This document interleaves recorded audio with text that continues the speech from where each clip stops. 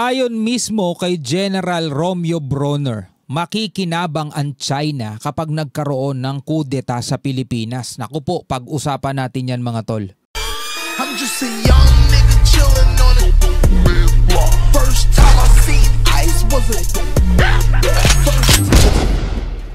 Alright mga tol, welcome ulit sa ating bagong video, reaction, review, commentary, opinion, criticism at kung ano-ano pa. Pag-usapan natin itong balita na may kaugnayan sa ating mga otoridad, lalong-lalo na sa AFP, PNP at PCG dahil nagkaroon sila ng tinatawag na interagency exercises. Ito yung exercises na involve itong tatlong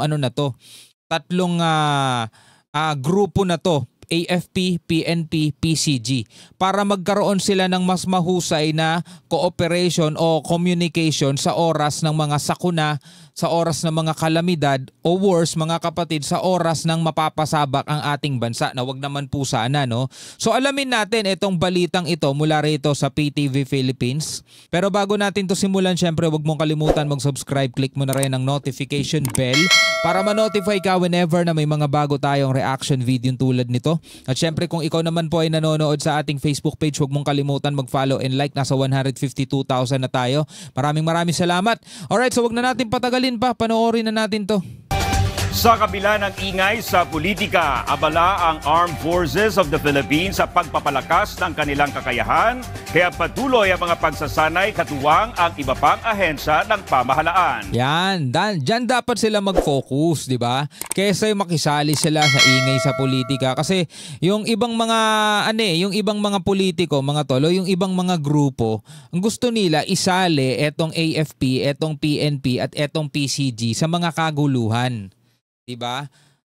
Wag na eh. Ako personally mga tol, tutol ako eh. Ewan ko sa inyo, alam ko marami dyan mga nanonood dito sinasabi, hindi, dapat mangyalam na itong AFP, mangyalam na itong PNP, mangyalam na itong kung ano-anong ahensya ng gobyerno, dapat mangyalam na. Pero dapat talaga ito yung tutukan nila. Yan ang ulat ni Patrick De Jesus. 12 barko ng Philippine Navy ang lumahok sa unilateral exercise Pagbubuklod 2025 ng Philippine Fleet. Isinagawa ito mula November 17 hanggang November 24 sa Subic, Zambales, na sumentro sa anti-surface, subsurface warfare, anti-air warfare at electronic warfare sa pamamagitan ng simulated combat scenarios at subject matter expert exchanges. Grabe tignan mo yung exercises nila mga tol, nakatutok sa war, nakatutok sa pakikipaglaban, no? Nakatutok sa sagupaan.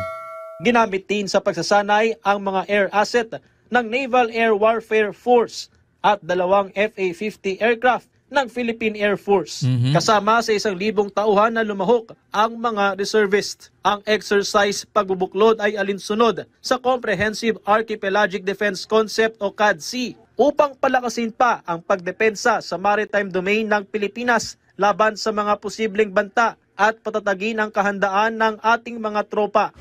Ngayong Miyerkules, nagtapos naman ang 3 araw na interagency pagsasanay sanlakas sa pagitan ng Armed Forces of the Philippines, Philippine National Police at Philippine Coast Guard. Dito ay nagpalitan ng ideya at pag-uugnay ng doktrina para magkaroon ng isang framework sa pagtugon sa iba't ibang klase ng sitwasyon. Ayon kay AFP Chief of Staff General Romeo Bronner Jr., mahalaga ang pagkakaisa ng AFP, PNP at PCG sa mga panahon ng krisis. Alam nyo mga tol, kapag nagkaroon ng kaguluhan dito sa Pilipinas at naging involved etong ating mga kasundaluhan, ang number 1 na magbe-benefit mga tol, unang-una, yung mga pro dun sa bansang yun. Alam nyo na mga tol kung ano yung tinutukoy ko. Kasi unang-una, hihina yung depensa natin. Kasi nga, yung focus ng AFP, imbis naka-focus sila sa depensa o pagbabantay dito sa ating soberanya, ang magiging focus nila is kung paano pababagsakin yung pamahalaan, sila magte-take over, tapos meron silang iuupong iba mga tol na hindi natin alam kung sino yung iuupo nila. Once ang iupo nila is pro-China for example, di magbe-benefit mga tol yung China. Tapos yung AFP natin hihina. Kasi malamang kapag pro-China inupo nila, hindi na sila bibigyan pa ng suporta para labanan yung pananakop ng China. Pro nga di ba? So yun ang mahirap mga tol. Tatanggapin na lang natin talaga ang katotohanan pag ganun nang nangyari na wala na tayong magagawa pa sa West Philippine Sea.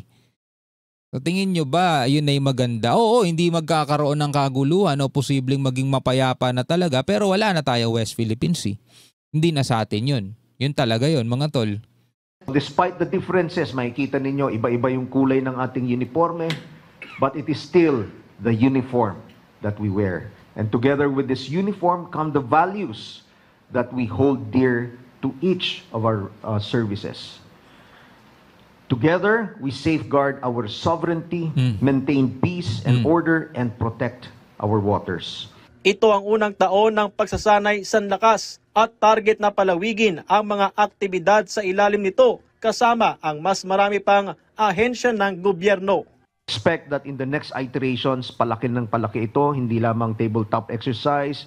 We could move on later on to a command staff exercise, command post exercise, and then later on the field training exercise. Ang aim naman talaga natin dito is the whole of nation approach in engaging our security challenges. So yun yung pinaka main goal namin dito. As it grows, lahat other agencies will come in. Patrick De Jesus. Maganda yan mga tol, no? Nakafocus talaga sila sa ganitong mga bagay. Sobrang importante no mga ganitong klaseng pagsasanay mga kapatid, no? Kesa pakinggan nila yung panawagan ng ibang mga grupo na makisali na sila sa kaguluhan sa politika, di ba? Kumilos na sila mga tol. Dito na lang sila dapat mag-focus mga tol. Ito meron tayong panonoorin. Pahayag to ni General Bronner dito sa may Bilyonaryo News Channel FB page mga tol. Sabi rito, China makikinabang sa kudeta. Ito, panoorin natin ha. Ito ay galing mismo kay Chief Romeo Bronner. So, there are calls for us, for the AFP, to withdraw our support from the president or to launch a coup d'etat or even a military junta.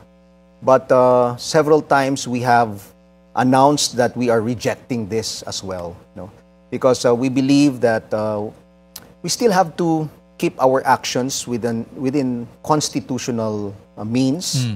We are not for unconstitutional means of, let's say, regime change. Because for us, ang pinaka-importante ngayon is the stability of our country. Because if we do not become stable, let's say, nagkaroon ng coup d'etat, nagkaroon ng military junta, ang talagang kawawa dito, Pinky, is the country. Kawawa po yung ating bansa. For instance, no, there are several factors that we are looking into. That's why we decided to reject these calls. No, number one, the economy of our country. If we allow extra constitutional means of, let's say, changing the government, ang kawawa po yung ating ekonomiya. Babagsak yung ating ekonomiya. Right now, even if we don't have this extra constitutional means, nakikita na natin, bumabagsak na. Our Philippine Stock Exchange. Wala daming buhaya kasi rito eh. The peso is weakening already. It's 59 pesos to the dollar. And of course, on the foreign policy side, maaring magkaroon tayo ng mga sanctions from other countries. So when we look at this, and when we decide, we're not just looking at the political environment of our country. We're also looking at the bigger picture, yung ating, for instance, yung ating regional security.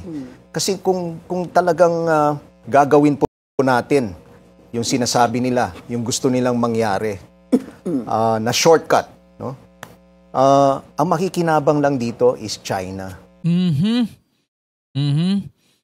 Sabi mismo yan ni General Bronner, mga tol So kawawa naman ang Pilipinas. And then also, Pinky, as we look at the history of the Philippines, we have gone through several of this already. In 1986, yung People Power Revolution. In 1989, 1987, there were a series of coup d'etats, and then 1989 was the bloodiest. And I was already a cadet in 1986, so I saw this for myself. I saw the effect of 1987 revolution, where even the grandstand in PMA was blown to pieces in an attempt to assassinate then President Corazon Aquino. And then in 1989, we saw na naglaban-laban mga sundalo sa sundalo, brother to brother, no? So ayaw natin maulit 'yon. Kaya talagang very very strong yung stand po namin, Ma'am Pinky, that we will not agree to these calls for coup d'etat, for withdrawal of support, or even military junta. 'Di ba? Yung mga sundalo, mga tol, nasaksihan nila yan at natuto na sila sa history. Eh yung mga nananawagan sa kanila ng ganon, mga tol, wala namang pakialam yun eh. May mga sariling agenda yun, may mga sariling interest yung mga yun eh. Hindi naman talaga para sa bansa ang interest ng mga yun. Oo, may problema ang ating bansa. Tungkol sa limbawa sa mga anomalyang flood control, tungkol sa mga pagnanakaw ng mga buwaya, di ba? Maraming proseso at maraming kailangan asikasuhin ng ating mga sundalo. Meron naman tayong maayos na sistema na dapat gawin kung maaayos nga lang talaga. Kaya nga kailangan magbantay dyan ng mamamayang Pilipino sa tulong na rin ng media, 'di ba? Sana yung mga media wala ring kulay na pinapanigan, yung mga vlogger din sana, mga tol, katulong na rin sana ng mga media, 'di ba? Wala rin sanang kulay na pinapanigan.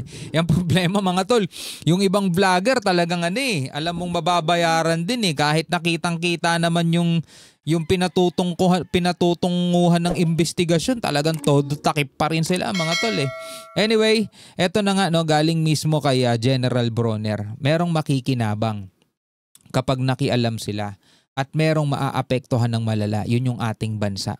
Ikaw, mamili ka na lang kung anong gusto mo, di ba? Comment ka sa ibaba. Hanggang sa muli, mga tol, ako nga pala si Shobaldi. Peace out.